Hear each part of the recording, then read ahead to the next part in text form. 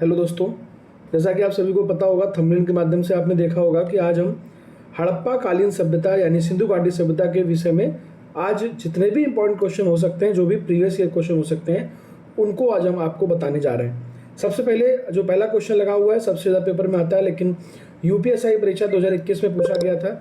आप लोग देख लीजिएगा कि ये कैसा क्वेश्चन है, क्या क्वेश्चन है। तो उसके लिए हम आपको बता दें कि ये जो नर्तकी की मूर्ति है, डांसिंग गर्ल जिसको कहा जाता है, ये हड़प्पा के किस प्लेस से प्राप्त हुई है। तो ज़्यादातर बच्चे जानते ही होंगे कि जो नर्तकी की मूर्ति है वो मोहनजोदड़ो से प्राप्त हुई है। देखिए, सबसे इम्पोर्टेंट क्वेश्चन क्या है ना, सबसे इम्पोर्टेंट बात क्या है कि आपको ज़्यादा से ज़्यादा उन प्रश्नों को ध्यान में रखना है जो PYQ हैं।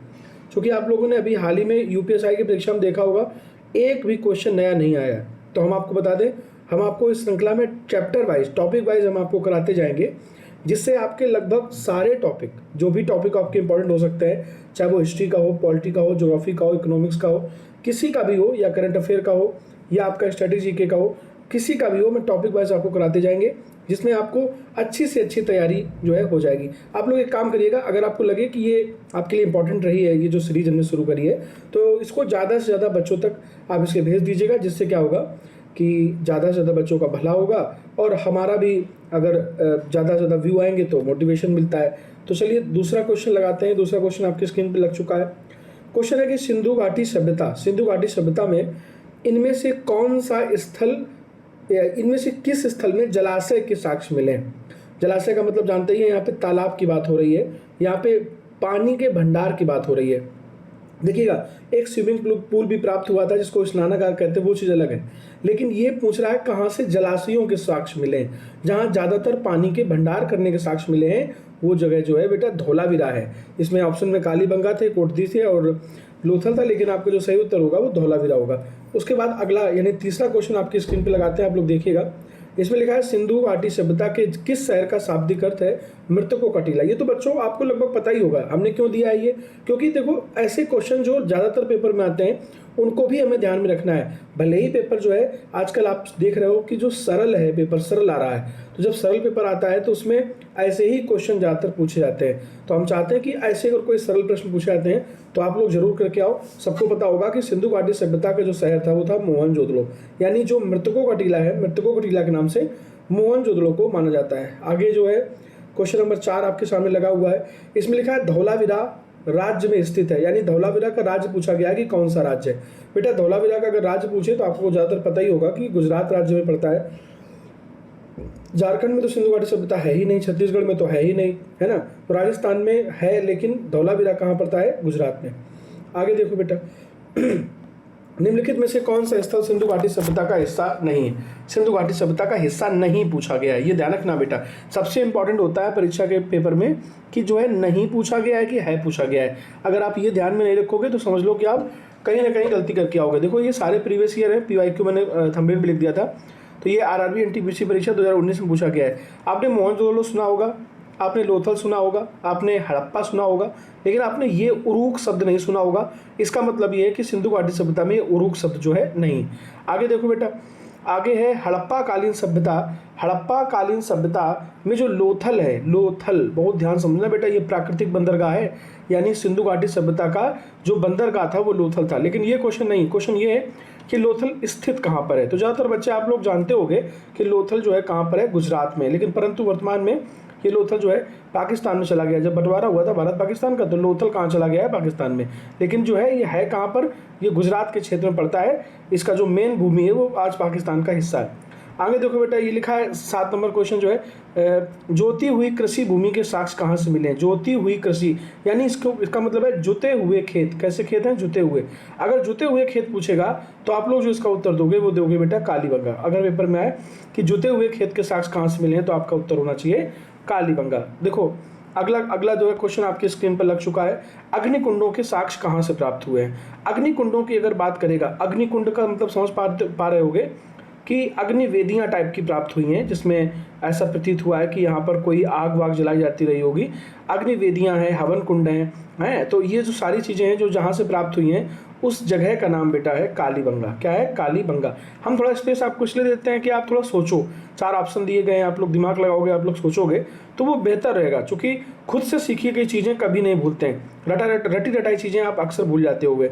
एक बात और बता दें, रिवीजन में क्या अच्छा रहता है कि जैसे मान लीजिए आपने कोई चैप्टर जो है नहीं पढ़ा है, या कभी पढ़ा है तो अभी नहीं, बहुत याद नहीं आ रहा है, तो उसमें जब आप प्रैक्टिस करते हो तो प्रैक्टिस में सारी चीज़ें एक बार रिकॉल हो जाती हैं। और वो जो मैं सारे क्वेश्चन करा रहा हूँ, यही सारे इंपॉर्टेंट क्वेश्चन हैं। एक बार इनको देखोगे तो यही क्वेश्चन जो है सिंधु घाटी सभ्यता से ज़्यादातर पेपर में यही क्वेश्चन मिलते हैं। मैंने थंबनेल में लगाया कि इसमें जो भी मैं क्वेश्चन कराऊंगा वो सारे के सारे आपके इंपॉर्टेंट होंगे। अगला क्वेश्चन देखो 9 नंबर है, जिसमें लिखा है सिंधु घाटी सभ्यता के बारे में इनमें से कौन सा कथन सत्य है। देखो सत्य पूछा गया है, असत्य नहीं पूछा गया है। इसमें सबसे पहला कथन है सिंधु लोग कपास का उत्पादन करने वाले पहले थे। देखो सिंधु घाटी सभ्यता से पहला तो कुछ था ही नहीं, है ना। पहला जब कुछ नहीं था तो यही लोग वो हैं जो, अच्छा सिंधु घाटी सभ्यता से कपास के साक्ष्य भी मिले, तो इसका मतलब है सिंधु घाटी सभ्यता के ही लोग तो हैं जो कपास की खेती करने वाले पहले लोग हैं। लेकिन अभी हमें एक ऑप्शन से अपने उत्तर को सही नहीं मानना है, अभी हमें और ऑप्शन देखने हैं कि इसमें और ऑप्शन क्या है। लिखा है उन्होंने लकड़ी के बक्से में अनाज भंडार, नहीं गलत, उन्होंने मृद भांड में अनाज को भंडारित किया था, लकड़ी के बक्से में नहीं किया था। सिंधु घाटी सभ्यता पंजाब, सिंध, बलूचिस्तान, गुजरात और राजस्थान और पश्चिम, देखो ये गलत हो गया बेटा, पश्चिम बंगाल में नहीं है। अगर केवल ये वाले लिखे होते तो मैं सही इसको मान सकता था, लेकिन ये जो है पश्चिम बंगाल बिल्कुल गलत हो गया। सिंधु लोग कुत्तों, बिल्लियों और घोड़ों को बड़े पैमाने पर पालते थे। बेटा ये चीज़ गलत है। कुत्ते तो पालने के साक्ष्य मिले हैं, घोड़ों के पालने के भी साक्ष्य कुछ मिले हैं, लेकिन बिल्ली के पालने के साक्ष्य नहीं मिले हैं। इसका मतलब है ये तीनों ऑप्शन आपके गलत हो गए। सही क्या है कि सिंधु लोग कपास का उत्पादन करने वाले पहले लोग थे। चलिए हम आगे चलते हैं। आगे आपकी स्क्रीन पर क्वेश्चन नंबर 10 आ गया है। क्वेश्चन नंबर 10 में क्या लिखा हुआ है, आप लोग ध्यान से पहले एक बार क्वेश्चन को पढ़ना। क्वेश्चन को पढ़ करके अगर खुद से उत्तर आपको लगने लगे तो आप जो है इसको समझना कि आपका जो है तैयारी अच्छी है। लेकिन चलो नहीं अच्छी है या नहीं आपको ये क्वेश्चन आ रहा है, क्योंकि ये रटने वाला क्वेश्चन है, थोड़ा सा समझने वाला कम है, तो आप देखिएगा हम आपको समझाते हैं कि हड़प्पा सभ्यता के एक हिस्से लोथल की खोज किसने करी थी। बेटा लोथल की अगर खोज करने की बात आ जाए, ज़्यादातर बच्चे जो है जो याद कर लेते हैं वो हड़प्पा याद कर लेते हैं, सिंधु घाटी सभ्यता में हड़प्पा याद कर लेते हैं, मोहनजोदड़ो याद कर लेते हैं, लेकिन नहीं, उससे काम नहीं चलेगा। हमारे जो भी प्रैक्टिस बैच में, ऑफलाइन बैच में जो बच्चे आ रहे हैं, चाहे वो रेगुलर बैच में आ रहे हो, तो हमने सारे बच्चों को वैसे भी पढ़ाया हुआ है, आप लोग जानते ही हो। लेकिन जो लोग नए बच्चे हमसे जुड़ रहे हैं वो बच्चे समझें कि सारे जितने भी नगर हैं इनके जो भी खोजकर्ता हैं, इनको बेटा एक बार याद करना पड़ेगा, चाहे आपको कैसे भी याद करना पड़े, लेकिन याद करना पड़ेगा। नहीं याद करोगे तो हो सकता है कि वो पेपर में आ जाए और आप लोग गलत कर दो। जितने बच्चे आप मेरी बात सुन रहे हो, ज़्यादातर बच्चों को लोथल की खोजकर्ता के नाम पता नहीं होंगे। पता का मतलब एक बार पढ़ा होगा लेकिन अभी भूल गए होगे, तो वो कौन है? SR राव हैं, इसलिए आप लोग याद रखिएगा। क्वेश्चन नंबर 11 देखो क्या लिखा है। हड़प्पा काल का इनमें से कौन सा नगर 3 भागों में विभाजित था? कितने भागों में? 3 भागों में। 3 भागों की अगर बात की जाए, पहला, दूसरा, तीसरा, अगर 3 भागों की बात की जाए तो वो जो क्षेत्र था बेटा वो धौलावीरा था। कौन सा था? धौलावीरा। ये क्वेश्चन कई बार और भी आ चुका है, इसमें तो केवल UPSC कंप्यूटर ऑपरेटर परीक्षा लिखी है, लेकिन ये और भी कई बार आ चुका है, तो इसलिए आप लोग याद रखिएगा कि जो सही उत्तर जो होगा वो धौलावीरा होगा, यानी 11 नंबर क्वेश्चन का जो है वो D उत्तर होगा। अगला क्वेश्चन देखो सामने आपके लगा हुआ है। इतिहास के आरंभिक काल को, आरंभिक काल का मतलब है प्राचीन भारत की बात कर रहा है, इतिहास के आरंभिक काल को इनमें से क्या कहा जाता है? अगर हम आरंभिक काल की बात करें, आरंभिक काल का मतलब है जहाँ से इतिहास शुरू हुई है। आपको पता होगा शुरू कहाँ से होगी है। ये तो लघु पाषाण काल तो कहीं है ही नहीं, मध्य पाषाण काल, नव पाषाण काल है, पुरा पाषाण काल भी है, तो आप लोग पता होगा प्राचीन भारत का इतिहास का जो शुरुआत हुई है वो पाषाण काल से हुई है। लेकिन पाषाण काल में जो ज़्यादा जरूरी बात वो ये है कि पाषाण काल की शुरुआत कहाँ से हुई है। तो पाषाण काल की शुरुआत जो हुई है बेटा वो कहाँ से हुई है? तो वो हुई है पुरा पाषाण काल से। कहाँ से हुई है? पुरा पाषाण काल से। आगे देखो बेटा, आगे देखिएगा, आप लोग ध्यान से मेरी बात को समझिएगा, आगे बहुत ध्यान से मेरी बात समझिएगा कि ये जो क्वेश्चन लिखा हुआ है कि किस काल या युग में पत्थर के औजारों का प्रयोग सबसे पहले हुआ है। देखो पत्थर के अगर औजारों की बात करेंगे तो पत्थर के औजारों का प्रयोग तो पाषाण काल में ही हुआ है, लेकिन पाषाण काल में यहाँ पर लिखा है कि औजार सबसे पहले पाए गए हैं, सबसे पहले जहाँ के औजार पाए गए हैं वो जगह कौन सी है। तो बेटा याद रखना कि जब पत्थर के औजारों का प्रयोग पाषाण काल में शुरू हुआ तो पाषाण काल के 3 भेद हुए, एक हुआ पूरा पाषाण काल, एक हुआ मध्य पाषाण काल, एक हुआ नव पाषाण काल। इसमें भी पत्थरों का प्रयोग हुआ है, इसमें भी पत्थरों का प्रयोग हुआ है, इसमें भी पत्थरों का प्रयोग हुआ है। तो जो पहले प्रयोग होगा वो कहाँ पर होगा, पूरा पाषाण काल में। देखो क्वेश्चन सरल होते हैं लेकिन आपको फंसा सकता है बेटा, इसलिए हम आपको बता रहे हैं। अब हम बात करते हैं क्वेश्चन नंबर 14 की। क्वेश्चन नंबर 14 में आपको बता दें कि जो क्वेश्चन नंबर 14 है उसमें लिखा कि सिंधु घाटी सभ्यता के शहरों की जो गलियां थीं वो कैसी थीं। सबसे पहले तो बता दें सिंधु घाटी सभ्यता पहली वो सभ्यता है बेटा जो नगरी सभ्यता थी। कैसी थी, नगरी। अगर वो नगरी सभ्यता थी तो उसमें जो गलियां होंगी वो कैसी होंगी, तो इसमें कोई शक नहीं है कि वो सीधी भी थी और वो चौड़ी भी थी। फिसलन वाली तो बिल्कुल नहीं थी, तो गाँव में होती हैं। तंग और मैली भी नहीं हो सकती हैं, तंग और टेढ़ी भी नहीं हो सकती, चूँकि वो नगर था। नगर होगा तो कैसी होंगी बेटा, चौड़ी और सीधी होंगी। आगे देखो क्वेश्चन नंबर 15 क्या कहता है। कहता है कि सिंधु घाटी सभ्यता के निम्नलिखित स्थानों में से कौन सा स्थान सिंधु नदी के किनारे है। देखो भैया सबसे इंपॉर्टेंट बात तुम्हें बता दें कि जो सिंधु घाटी सभ्यता के जो नगर मिले हैं उन नगरों के किनारे की नदियाँ, यानी वो नदियाँ जिनके किनारे नगर बसे थे वो आपको याद करनी पड़ेंगी। अगर आपको नहीं पता है तो याद जरूर करनी पड़ेंगी। अभी जैसे कि ये क्वेश्चन तुम्हारे सामने आया है, अब इसमें आप लोग दिमाग लगा रहे होंगे लोथल सही है कि मोहनजोदड़ो सही है कि कालीबंगा सही है कि हड़प्पा सही है, लेकिन सही उत्तर तक वही पहुंच पाएंगे जिनको याद होगा। तो मैं बता दूं आपको कि इसका जो सही उत्तर होगा वो होगा मोहनजोदड़ो, क्योंकि सिंधु घाटी सभ्यता, ये अगर पूछा जाए कि सिंधु नदी के किनारे जो शहर बसा है वो कौन सा है, तो आपका जो उत्तर होगा वो होगा मोहनजोदड़ो। इस बात का ध्यान रखिएगा। आगे देखो क्वेश्चन नंबर 16 लिखा हुआ है। क्वेश्चन नंबर 16 में लिखा कि सिंधु घाटी सभ्यता की लिपि कौन सी थी।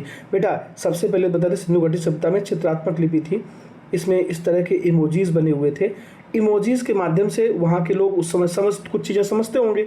अब उन इमोजीज यानी जिन इमोजीज का प्रयोग उस समय होता होगा, यानी जो चित्रात्मक जो लिपि का प्रयोग होता होगा उस समय के लोग समझते होंगे, लेकिन हम लोग तो नहीं समझ पाए हैं, ना हम लोग सिंधु घाटी सभ्यता की लिपि को पढ़ पाए हैं। तो इसलिए ना तो ये तमिल हम कह सकते हैं, ना हम खरोष्टी कह सकते हैं, ना हम ब्राह्मी कह सकते हैं। कैसी लिपि थी बेटा, अज्ञात लिपि थी, यानी उस प्रकार की लिपि के विषय में किसी को कुछ पता नहीं। अगला क्वेश्चन देखो 17 नंबर क्वेश्चन आया। 17 नंबर क्वेश्चन में कह रहा है कि सिंधु घाटी सभ्यता में जो घोड़ों की अस्थियां मिली, हमने कहा था कुत्ता भी है घोड़ा भी है लेकिन बिल्ली नहीं है, बिल्ली नहीं है लेकिन घोड़ा तो है। अब घोड़े की अस्थियां मिली कहाँ से बेटा, याद रखना, जिनको ना पता हो याद रख लो, ये बहुत इंपॉर्टेंट क्वेश्चन है। आप देख सकते हो पेपर में भी पूछा गया है। वो सुरकोटदा नामक स्थान है जहाँ से घोड़े की अस्थियां प्राप्त हुई हैं। अब हम 18 नंबर क्वेश्चन की तरफ आते हैं। लिखा है कि मोहनजोदड़ो शब्द का अर्थ क्या है। देखो पहले भी ये क्वेश्चन पूछा गया था कि मोहनजोदड़ो शब्द का अर्थ क्या है, तो याद रखना बेटा अभी उसमें हिंदी में लिखा था कि मोहनजोदड़ो शब्द का अर्थ क्या है, इसमें अंग्रेजी में लिखा है माउंट ऑफ द डेड, अर्थात मृतकों का टीला। किसी भी तरह से पेपर में प्रश्न पूछ सकता है, आप लोग गलती मत करिएगा।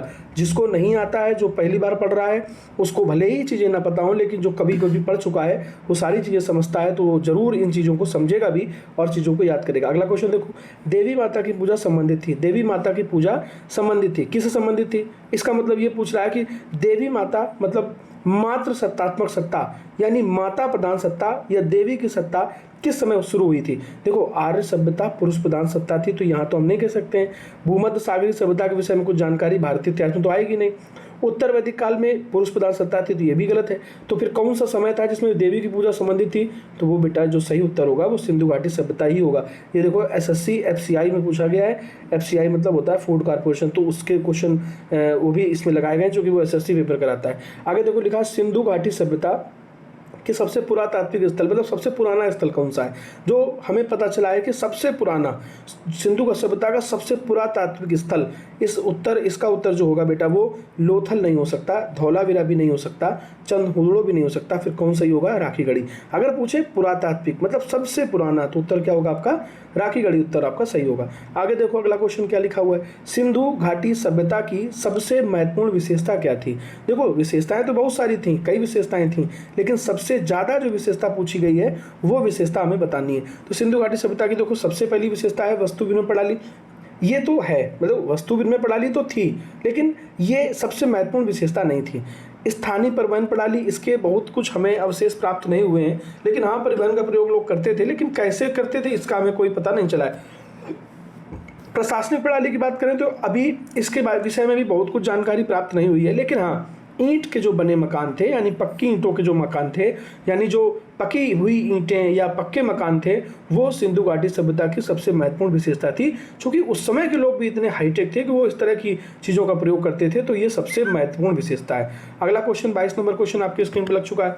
इसमें लिखा हुआ है कि निम्न में से कौन सा सिंधु घाटी सभ्यता का एक बंदरगाह, देखो मैं पहले भी तुम्हें बता चुका हूं कि जब भी बंदरगाह की बात करेगा तो बंदरगाह में आपको जो बताना है वो बताना है बेटा लोथल, क्योंकि सिंधु घाटी सभ्यता का सबसे प्राचीन या एकमात्र, इसके अलावा कोई दूसरा बंदरगाह नहीं था, one of the only Lothal नामक जगह है जो कि गुजरात में पड़ती है, यही सिंधु घाटी सभ्यता का एकमात्र क्या था, बंदरगाह था। अगला क्वेश्चन देखो, क्वेश्चन नंबर 23 लिखा हुआ है। क्वेश्चन नंबर 23 लिखा हुआ है कि सिंधु घाटी सभ्यता में कालीबंगा नामक जो स्थान है वो किसके लिए प्रसिद्ध है? कौन सा स्थान है? कालीबंगा। बेटा कालीबंगा कांच की काली चूड़ियों के लिए भी प्रसिद्ध है और भी तमाम चीज़ों के लिए प्रसिद्ध है, लेकिन यहाँ जो हमें उत्तर मिलना चाहिए, वास्तुकला तो नहीं है, बंदरगाह तो लोथल था। कपास की खेती के लिए प्रसिद्ध हो सकता है, चूँकि कपास की खेती होती रही है, लेकिन इसके लिए कालीबंगा प्रसिद्ध नहीं है। कालीबंगा प्रसिद्ध है बेटा मिट्टी के बर्तनों के लिए, मतलब मृदभांड। मृदभांड माने होता है मिट्टी के बर्तन। यहाँ से हमें कई ज़्यादा मात्रा में मिट्टी के बर्तन प्राप्त हुए हैं, जिससे हमें ये पता चलता है कि वहाँ के लोग किस प्रकार के मिट्टी के बर्तनों का प्रयोग करते थे। अभी शायद मेरे पास अभी इतने ही क्वेश्चन है, क्योंकि मैं अभी बना नहीं पाया हूँ क्वेश्चन, क्योंकि आप लोग जानते होंगे मुझे खुद ही सब कुछ करना होता है। तो आप लोग मुझे मोटिवेट करिएगा और ज़्यादा से ज़्यादा शेयर करिएगा। अगर आपको लगता हो कि मैंने आपको 2-4-5 क्वेश्चन भी सही जो है तैयार करा दिए हैं, तो आप लोग इसको वीडियो को ज़्यादा से ज़्यादा शेयर करिएगा, लाइक करिएगा। और हाँ, एक और बहुत विशेष बात कि अगर आपको इसमें कुछ भी समझ में आया, अगर 2-4 क्वेश्चन भी आपको समझ आए, तो प्लीज़ इसमें कमेंट जरूर करिएगा। कमेंट इसी वीडियो के अंत में कमेंट बॉक्स होता है, कमेंट बॉक्स में आप कमेंट करिएगा, जिसमें अगर मैंने कुछ सिखाया हो तो अच्छी बातें लिखिएगा, अगर मैंने कुछ ना सिखाया हो तो बुरी बातें लिखिएगा, लेकिन लिखिएगा। आप लिखोगे तो मुझे लगेगा कि आपने मुझे सीरियस लिया है और आखिरी तक मेरा वीडियो देखा, ये भी मैं समझूंगा। तो इसलिए आप लोग जरूर लिखिएगा, कुछ भी लिखिएगा, अच्छा लिखिए, बुरा लिखिए, नथिंग मैटर, लेकिन लिखिएगा प्लीज़। चलिए शुभ रात्रि और मिलते हैं आपको नेक्स्ट क्लास के तहत। चलिए।